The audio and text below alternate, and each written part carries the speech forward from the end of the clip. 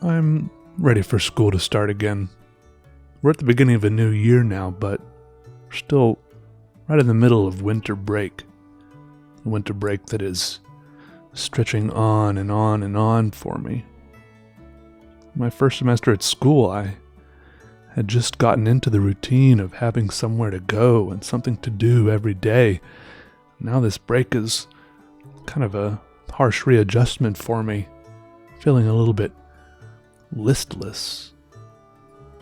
So today I took my drawing supplies and my video making supplies back to school, and of course there was no one there. I think I might have been the only person in the whole building.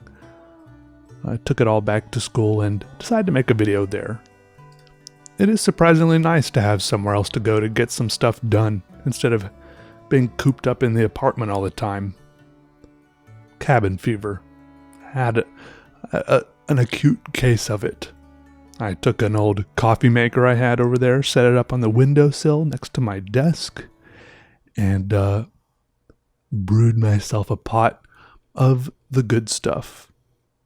Now the video, the lighting quality is a little bit what I would call subpar in this video because I don't have all my, the lights that I usually have set up, but it's still visible, maybe a little bit more flickery as I cast my hand's shadow across the paper here and there, but I think it's okay.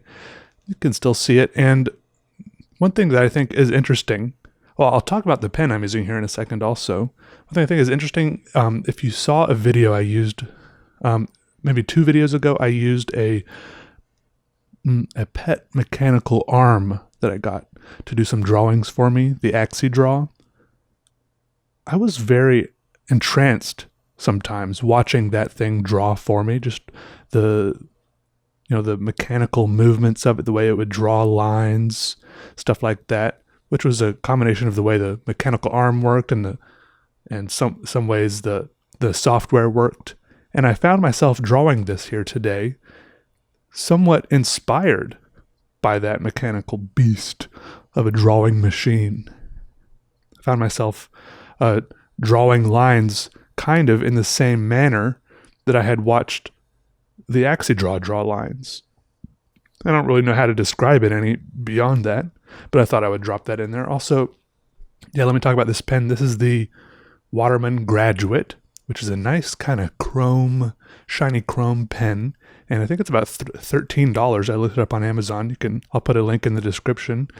This was sent to me by someone, I think his name is I don't know if it's probably not his real name, Duke Jarbo, but his pen name is Dr. Deuce. And he also sent me a whole book called, where is it?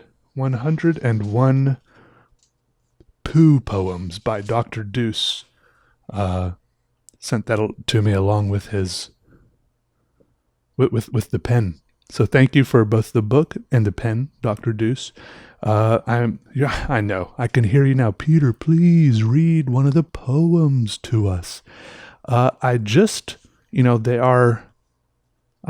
want to. That's all. I treasure this book. But if I was going to describe these poems, it would be, if I had one word to describe these Pooh poems, I would say they are very visceral. So if you want to read them, I say go buy his book on Amazon. I'm sure it's very, very easy to find. There can't be that many of these. I'm sure he'd be thrilled. I think it's a self-published book, so I have also self-published a few books on Amazon, so I think it works pretty well as far as like the royalty splits. So I'm sure he'd be thrilled if he bought his Pooh Poems book. Anyways, and also, thank you for the pen. It works well. It came with one of those long ink cartridges. You know how ink cartridges usually are maybe like an inch long? This is one of those ones that's like 2 inches long, but it was blue ink. Not a big fan of blue ink. It always seems kind of like a weaker, watered down black ink to me.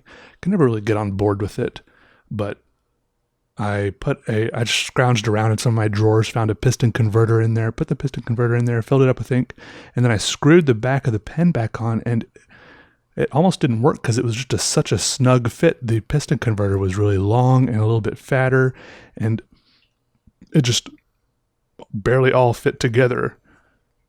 But it did fit. That's the most important thing. Also, I want to say a word about this drawing. It kind of turns out, it looks a little bit like a weapon of some sort, right? Which I started noticing maybe about halfway through, as often happens with me. Starts out as just a random doodle, and then I start to see it take shape, and I embrace it and encourage it. And throughout my life, I have drawn a lot of weapons and been inspired by like military things, whether it's castles or swords or guns, tanks, warships, fighter jets, stuff like that. But more and more, I do find myself becoming conflicted about drawing military and war-related things, because even though I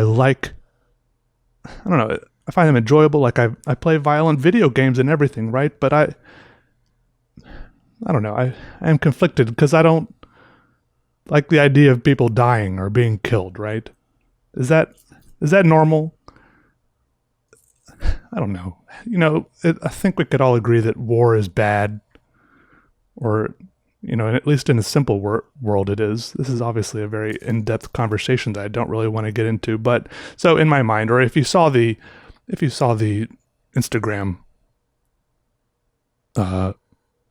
caption that I put, I decided that this was actually like one of those t-shirt launchers. You know how they have those handheld t-shirt cannons they use at like basketball games and stuff like that? I decided this is a t-shirt howitzer, so that people way up in the stands, up in the nosebleeds, can finally get t-shirts. It's a high-powered one, because those people sometimes don't get them. Especially if it's like a football game or something. Those people are just so far away. That's what this piece of equipment is for. Maybe just so that I can sleep better at night or something. But deep down, I mean, I still have lots of pictures on my computer of like attack helicopters and stuff, just because I love all the lines on there.